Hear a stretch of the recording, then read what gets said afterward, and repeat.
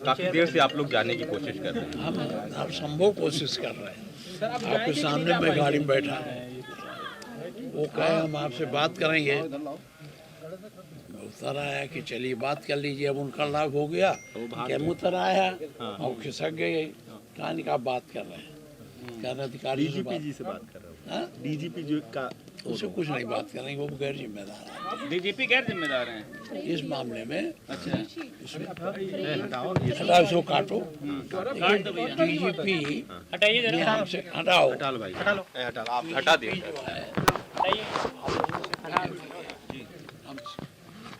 के बाद देखिए, ये पुलिस की बहुत मतलब लोकतंत्र की हत्या है। ये दमनकारी नीति है पुलिस की कि एक तरफ ठोकेंगे, मारेंगे, गोली चलाएंगे, हत्या करेंगे और ऊपर से अब जो है कि लोगों को उनका दर्द जानने के लिए भी वहाँ जाने नहीं देंगे। उनको जो आज मदद की ज़रूरत है, सांत्वना की ज़रूरत है, वो उसके लिए भी हम लोगों को नहीं जाने देंगे। तो ये बिल्कुल लोकतंत्र की हत्या है। और मैं बार बार मांग करती रही हूँ अभी तक, पिछले जिस दिन से भी संभल की घटना हुई है, कि जो मौजूदा जज हों सुप्रीम कोर्ट के, उनकी देखरेख में कमेटी बने, आयोग बने और वो जांच करें, तभी हम कोई न्याय की उम्मीद कर सकते हैं। और मैं धन्यवाद करना चाहूँगी सुप्रीम कोर्ट का कि उन्होंने संज्ञान लिया है इस घटना का, और जो निचली कोर्ट है उनको इसमें मतलब जो जिस तरह के भी वो आदेश अब तक अफरा तफरी में पारित करती रही है, उस पर रोक लगाई है। तो मैं सुप्रीम कोर्ट का धन्यवाद करना चाहूँगी और यही चाहेंगे कि आयोग बने और सुप्रीम कोर्ट के जज इसकी जाँच करें। आपने सुना, अलग अलग रिएक्शंस इसको लेकर सामने आ रहे हैं, क्योंकि संभल जाने पर जो सपा नेता हैं वो अड़े हुए हैं। दरअसल आपको बता दें कि समाजवादी पार्टी के अध्यक्ष और यूपी के पूर्व सीएम अखिलेश यादव के निर्देश पर ही सपा का ये 15 सदस्यीय प्रतिनिधि मंडल है, जो कि संभल जाने का आज का कार्यक्रम था, लेकिन संभल जाने से रोक दिया गया है। पुलिस फोर्स की तैनाती कर दी गई है। आपको बता दें कि सपा का ये प्रतिनिधि मंडल 24 नवंबर को अदालत के आदेश के बाद जामा मस्जिद के सर्वेक्षण के दौरान जो हिंसा हुई उसके संबंध में जानकारी जुटाने संभल जाने का प्रयास कर रहा है। लेकिन दूसरी तरफ संभल में एक साथ 5 या 5 से ज्यादा लोगों के इकट्ठा होने, किसी भी तरीके की जुलूस, रैली, धरना, उस प्रदर्शन पर रोक है। हालांकि प्रतिनिधिमंडल में शामिल सपा नेताओं को प्रशासन के द्वारा उनके घर, उनके गृह जनपद में ही रुकने को कहा है और यह प्रयास किया जा रहा है कि वो संभल ना जाएं।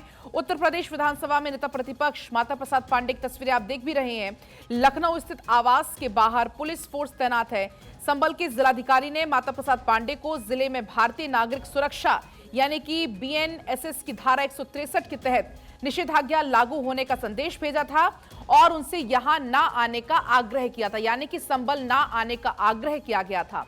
और उसके बाद से ही मीडिया से बातचीत भी वो कर रहे हैं और उनकी तरफ से ये कहा गया कि हमें कोई बताए कि हम क्यों नहीं जा सकते, हमें जाने का स्वतंत्र अधिकार है। ये तमाम बड़ी बातें उनकी तरफ से कही गई।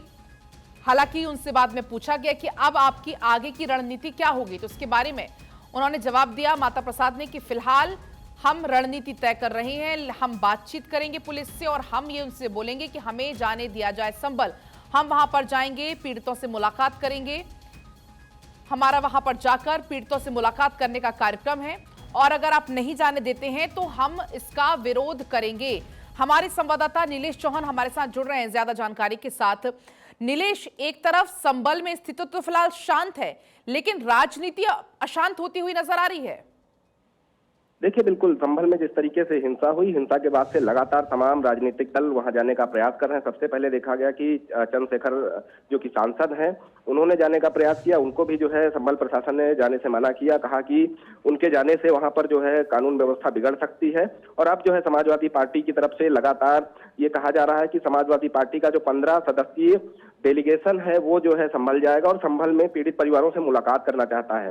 हालांकि संभल में BNS की धारा 163 लागू है, जिसके तहत 3 लोगों से ऊपर कोई जो है इकट्ठा नहीं हो सकता। और दूसरी ओर समाजवादी पार्टी की अगर हम बात करें तो 15 सदस्यीय जो प्रतिनिधि मंडल है वो वहां पर जाने की बात कर रहा है। माता प्रसाद पांडे की अगुवाई में ये जो प्रतिनिधि मंडल है वो संभल जाने की बात कर रहा है। हालांकि सभी लोगों को नजरबंद उनके आवासों पर किया गया है जहां पर वो रहते हैं। उसके अलावा लगातार पुलिस ये अपील कर रही है कि संभल में जब जो है स्थितियां पूरी तरीके से सामान्य हो जाएं तब जो है राजनीतिक दलों के लोगों को जाने की अनुमति होगी। हालांकि जिस तरीके से संभल लगातार जो है हिंसा से प्रभावित रहा है और उसको देखते हुए जिला प्रशासन ने लोगों से अपील की है कि बेवजह बाहर से आने वाले लोगों को वहां आने से रोका जाए, चाहे वो राजनीतिक दल से लोग ताल्लुक रखते हों या फिर आम नागरिक हों। किसी भी बाहरी व्यक्ति को संभल आने से पूरी तरीके से प्रशासन ने मना कर दिया है कि कोई भी बिना वजह जो है संभल नहीं आएगा। और लगातार समाजवादी पार्टी ये कह रही है कि अगर उनको वहां पर जाने से रोका जाएगा तो इसका वो विरोध करेंगे। फिलहाल देखना होगा कि समाजवादी पार्टी की तरफ से लगातार जो है सोशल मीडिया पर एक्स हैंडल पर जानकारियां शेयर की जा रही हैं कि उनके प्रतिनिधि मंडल को वहां पर जाने से रोका जा रहा है। अब देखना होगा कि पुलिस ने जब लोगों को घरों में नजरबंद किया है तो उसके बाद माता प्रसाद पांडे हो चाहे श्यामलाल पाल जो कि समाजवादी पार्टी के प्रदेश अध्यक्ष हैं, उनको भी डिटेन किया गया है। तो ऐसे में इन लोगों की तरफ से क्या कुछ प्रतिक्रिया आती है। नीलेश, लेकिन जिस तरीके से अभी आपने बताया भी उनको नजरबंद किया गया है, तो अब आगे की रणनीति क्या होगी? क्योंकि इसके पहले जब मीडिया ने सवाल उनसे किया था कि अब आप लोग क्या करेंगे, तो उन्होंने कहा था कि अभी हम थोड़ी देर में रणनीति तय करेंगे। तो क्या कुछ जानकारी हाथ लग पाई है फिलहाल?